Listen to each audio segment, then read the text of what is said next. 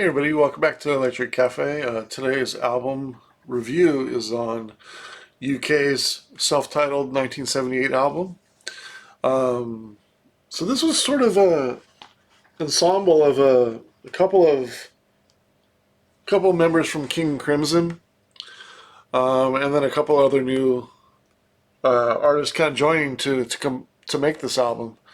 And this was kind of their first. So I believe it was John Wetton and Bill Bruford, right, from King Crimson's, aren't them necessarily the two more well known. It's not Robert Fripp and the other gentleman, I can't remember his name.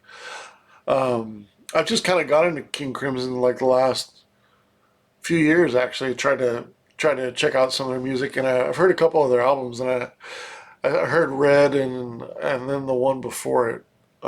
Can't remember the name, but like what I heard on them, definitely a little bit better than a lot of the prog rock that I've kind of gone over. Again, I'm kind of more into the prog ambient side, or maybe the more electronic side of early '70s music. You know, your Can, your Cluster, your Conrad Schnitzel, Tangerine Dream, Gong, Hawkwind, stuff like that. I'm more into that psychedelic electronic side than the more prog rock sound.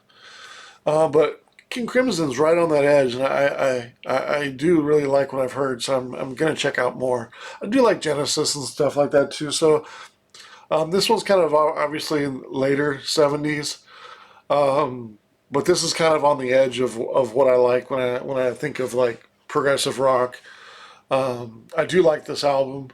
But generally, I like the ones a little bit more on the electronic side, maybe on the little bit more psychedelic side than the more polished side.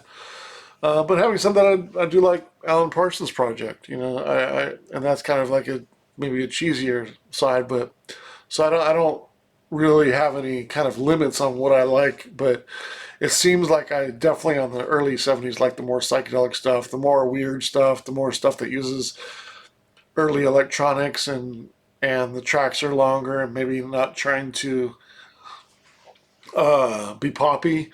One of the things I dislike about prog rock is when the solos kind of become extravagant. Yes is a good example. I don't like all of Yes because of Steve Howe's kind of. Yeah, I think Steve Howe is a really good guitar player, but some of the solos are just kind of overblown. Some of the solos are just kind of, I don't like all of Yes's stuff, and they're kind of a good example of, John Anderson's voice can be a little cheesy at times. You know what I mean? And some of their solos and they just kind of, I mean, they're actually one of the better ones, but they're kind of the example I'm just giving because when the solos and some of the instrumentation gets too much, I just it kind of becomes a little cheesy for me, a little corny. And the really thing that when it really goes overboard is when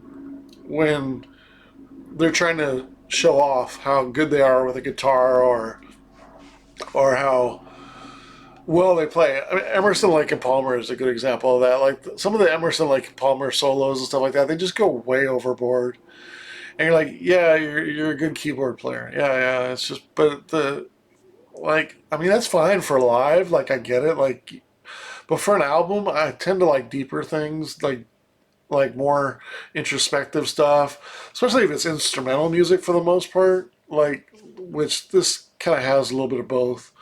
But generally prog rock can be mostly instrumental, and if it's going to be instrumental, I kind of want to just escape to it and get in depth with it and soak in the atmosphere of it, not be berated by some guitar player that just it just becomes like a jam band and stuff like that, and it kind of becomes over the top and sort of feels like some kind of cheesy.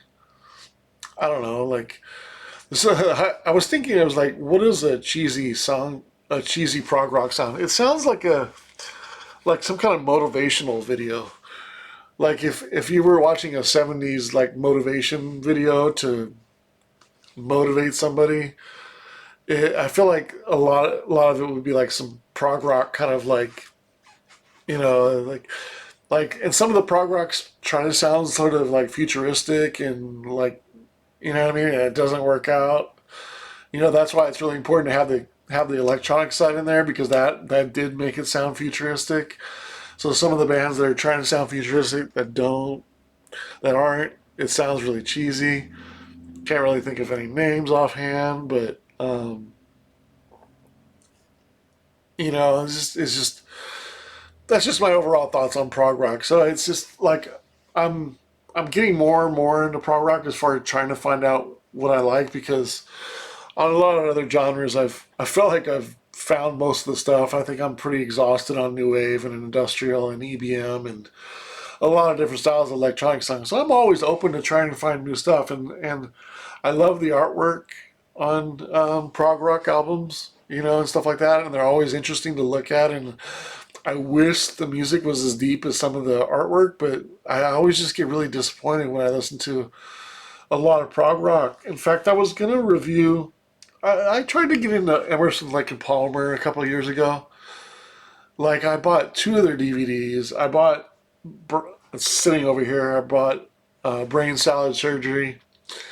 You know, I invest in what I'm trying to listen to. I'm not going on YouTube, and I mean, for the most part, I've always kind of been like this, where I don't mind spending my hard-earned money and taking a chance on an artist or an album that I don't know about. I'd like to do that because A, I like to support the artist, but B, and even more important, I'd like to listen to it for the first time in my comfortable environment on my home stereo, you know, that I know really well, so I can give it like the most proper first listen that I can. You know, turn the lights off, you know, open a can of beer, or, you know, and really kind of give it my full attention at the exact time that I want to, right, in the atmosphere. So I give it like a really proper first listen. You know, I like to do that a lot, so I don't mind buying stuff, even though I like, oh, why are you buying stuff that you haven't heard and then you may not like it? Well, so it happens. I don't mind doing that. I'll sell it if I don't like it. You know, it's not a big deal. So I tried to get into Emerson, Lake and Palmer. Sorry to go off on a tangent instead of just review this album, but I kind of want to talk about a little bit why I may not be doing a lot of prog rock videos. Um, you know, A, because I don't have the full experience to necessarily do it, but I don't want them all to be negative too. You know, this one isn't negative, so I'll say that. You know, but I started doing Emerson, Lake and Palmer brain salad surgery, and I was just like, I don't know. And so, you know, a couple of years ago, I bought a few of their DVDs because I heard they were great performances. Oh, you got to hear Steve Lake, like him do his keyboards and all this, do this. Like, they're really great live. So, okay, well, I bought two DVDs by them. Just kind of like, the musically, like, and even tone wise, of some of the keyboards and stuff like that, I didn't necessarily, they were just on the more poppy side. I don't get the direction of them. They're lacking the psychedelic feel for me, so it becomes kind of like a rock band that's sort of just instrumental and just kind of noodling on their instruments. Like, I don't get it if there's no depth and there's really no mysteriousness or spaciness or psychedelic, or, you know, it just kind of sounds like a rock jam band with just some keyboards. So I wanted to get into it because I love electronic music, and you know, that's kind of one of the first live applications of keyboards and modular synthesizers was Tangerine Dream. And oh, I shouldn't say Tangerine Dream because I've been in a Tangerine for a way a lot longer, but you know, kind of the more rock side. You know, but I've always taken purchases on avant-garde, you know, albums from the late '60s and '70s, like, you know, uh, the you know, Dick Hyman and Tonto's Head Expanding Project, and you know, a lot of late '60s, you know, switched on Bach, what all kinds of stuff. 2001, Space Odyssey. Uh, what was that? Apple's album. The I can't remember the avant-garde like late '60s album that's really inspirational for the early electronic music. Something Apples, Silver Apples. But yeah, I mean, so I'm interested in a lot of that stuff. And throughout the '70s, I have like a lot of avant-garde kind of stuff that uses synthesizers and so I'm interested in the evolution of the sound is what I'm trying to say. And so I always delve into it in a rock side, and every time I get into a rock side of the electronic side, it's too much rock, and then using electronic music is sort of like almost like it was like a like a well, first of all, they're using a lot of times they're using major notes, and I like minor notes. And then also they're kind of using it like it was like a guitar or something. You're just like, it's kind of. And Emerson Lake Palmer was. So anyway, long story short, I did end up wanting to review the Emerson Lake Palmer. It just kind of was like, I had it on my plan to do, and I was like, oh, okay, I'll do I haven't done a prog rock album. Let me do that one. I was going to do this one too. I do like this one better. It's more to my liking, and so I figured at least I'd do this one. But I mean, I don't have a lot of prog rock, but I don't know if I'll do much more of it unless it's kind of more into the electronic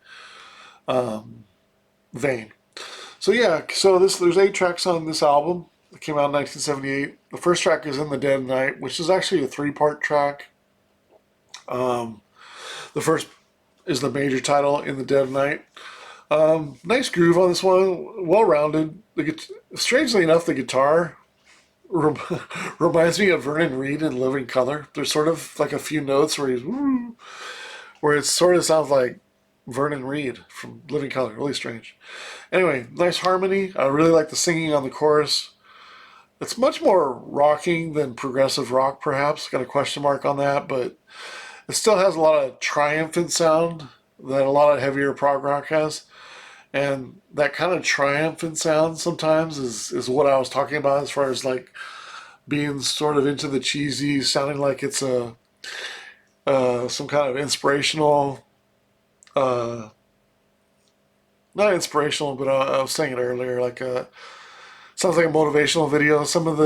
And this one kind of gets into that, but it's still a good song.